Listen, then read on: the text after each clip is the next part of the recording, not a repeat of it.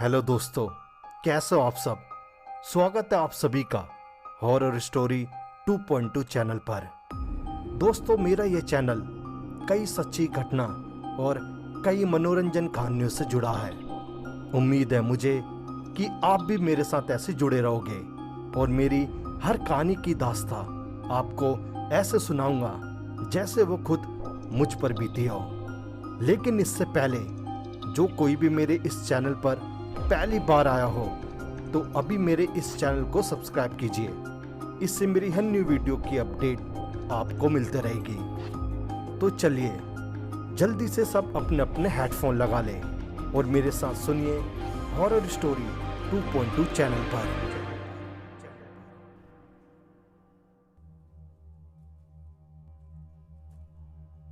दोस्तों, आज मैं आपके पास एक कहानी लेकर आया हूं। ये कहानी मेरे एक दोस्त ने मुझे बताई थी। दोस्तों, आपको तो पता ही होगा, हमारी इस दुनिया में जो इंसान बहुत बड़ा जुर्म कर देता है उसको अपनी सजा जेल में काटनी पड़ती है।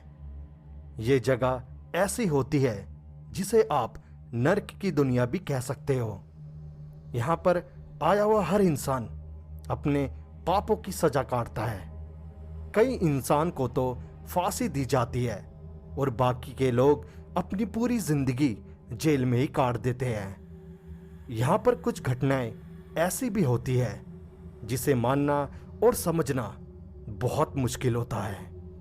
बोला जाता है महाराष्ट्र शहर में एक जेल है जिसे हॉन्टेड जेल से जाना जाता है।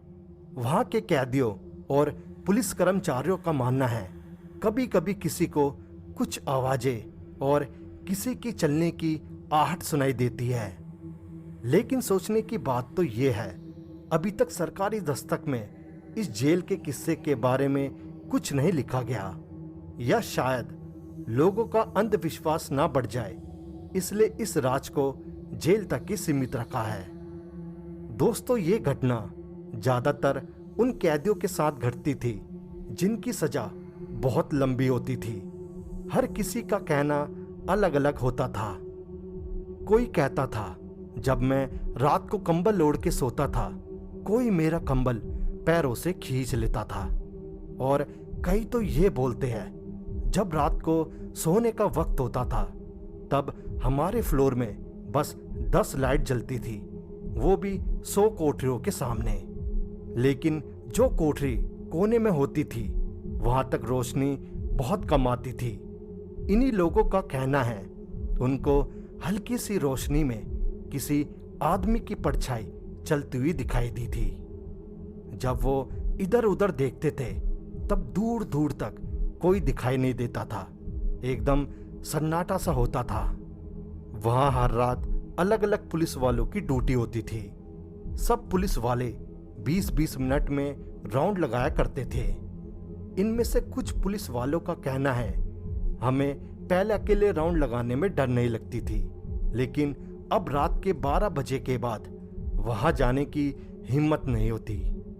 इसकी वजह यह है, एक दिन एक गार्ड रात के 2 बजे राउंड लगा रहा था। उस फ्लोर में उस गार्ड के अलावा कुछ कैदिया भी थे जो कि अपने अपनी कोठरी में सो रखे थे।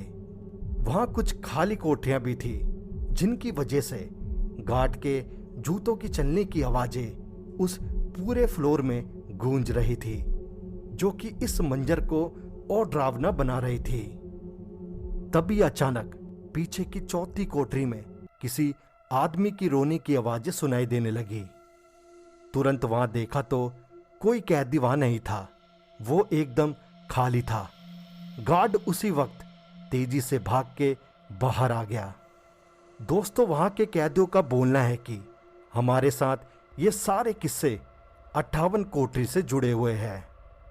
कुछ वक्त तक तो किसी को समझ नहीं आ रहा था कि ये आखिरकार चल क्या रहा है। फिर कुछ दिनों बाद एक अफवाह तेजी से फैलने लगी। 58 नंबर वाली कोठरी में रामचंद का भूत भटक रहा है। कई सारे कैदियों ने रामचंद की आत्मा को उस कोठरी के आसपास भटकता हुआ देखा है। भला ये रामचंद कौन है जिसकी वजह से उस फ्लोर में कोई टिकता नहीं था। दोस्तों, इस बात को सच मानो या वहम, इसका सच कोई नहीं जानता। बोलते हैं रामचंद पटना शहर का था। किसी गुनाह की वजह से उसे जेल हुई थी। उसने अपनी जिंदगी के 40 साल जेल में बिताए। जब उसकी सजा पूरी हुई तब तक रामचंद को इस जेल से इतना लगाव हो चुका था, अपनी रिहाई के बावजूद भी वो जेल में ही रहना चाहता था। उसने कोर्ट को एक लेटर लिखा जिसमें वो अपनी पूरी जिंदगी जेल में बिताना चाहता था, लेकिन कोर्ट ने उसकी मांग पूरी ना करके उसको रिहाई का ऑर्डर दे दिया। दोस्तों, जैसे हम लोगों को अपने घर से लगाव है, वैसे उसे जेल से था। जिस दिन उसकी रिहाई का आखिरी दिन था, उसी दिन उसने अपना गला काट के खुदकुशी कर ली। रामचंद्र ने अपनी आखिरी सांस उसी 58 कोठरी में ली थी।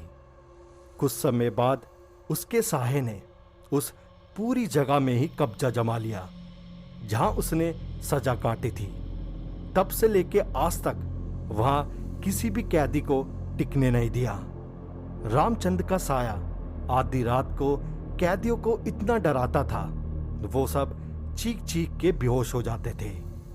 फिर जाकर जेल शासन ने उस 58 कोठरी को हमेशा के लिए बंद कर दिया।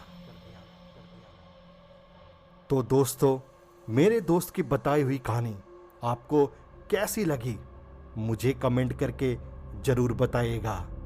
या अभी तक आपने मेरे चैनल को सब्सक्राइब ना करा हो तो कर लीजिए।